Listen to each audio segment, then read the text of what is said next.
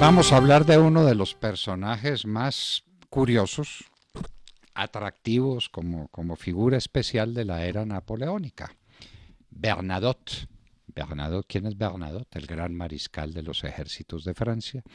Empezó a destacarse mucho antes del advenimiento de Napoleón, por el año de 1790, apenas pasada la Revolución Francesa, empezó a servirle a la República.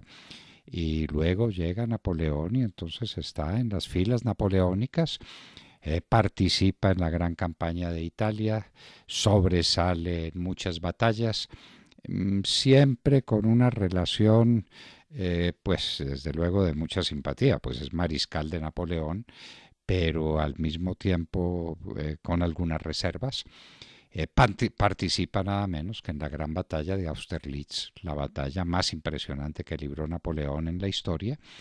Así sigue su curso y tiene que enfrentar ejércitos de toda Europa que están aliadas contra Napoleón, y entre otras enfrenta a los suecos, a quienes derrota en una batalla memorable y se hace a muchos prisioneros, pero los trata con dignidad, los trata con respeto, y eso se conoce, y esos presos son liberados y llegan a contar que hay un mariscal del ejército napoleónico que trata como seres humanos y como personas a los prisioneros suecos. Bernadotte se hace a un gran prestigio en Suecia.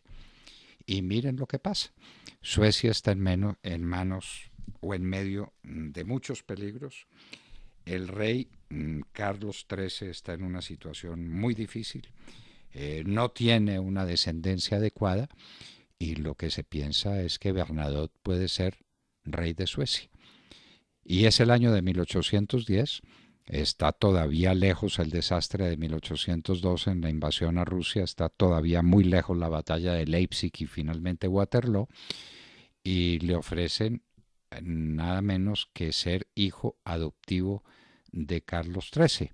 Napoleón dice que eso es una locura, que cómo va a ser algo así, pero Bernardo dice que si lo nombran heredero de la corona, que él no lo rechazaría. Hay primero unas circunstancias diplomáticas ahí molestas, inclusive alguien que tomó la iniciativa termina duramente castigado en Suecia, pero al final la idea de Bernadotte sigue creciendo, y en un tiempo como hoy, en el año de 1810, Bernadotte es considerado príncipe de la corona. Y es un príncipe muy especial porque lo que estaban buscando era un gran general que defendiera a Suecia, y Suecia era lo mismo que decir Suecia y Noruega, opuestos a Dinamarca. Había temas políticos muy de fondo que tratar y había temas militares muy serios. Pues a Bernadotte no le tiembla la mano ni le tiembla el corazón cuando se enfrenta a los mismos ejércitos napoleónicos a los que había pertenecido. Tiene experiencias de combate muy importantes que ofrecer a los ejércitos aliados, y finalmente participa en esas batallas contra Napoleón, lo derrota, participa de las derrotas de Napoleón y sigue siendo el príncipe de la corona. Realmente, a la muerte de Carlos XIII, que lo había llamado Carlos XIV Juan, pues Carlos XIV Juan es el mariscal de Francia Bernadotte, quien tendría un hijo llamado Óscar I. Bernadotte hizo toda la carrera militar en Francia, desde sargento hasta mariscal. Un gran militar napoleónico, hombre decisivo en las grandes batallas napoleónicas, en Valmy, por ejemplo, y en Austerlitz, pues ni hablar más.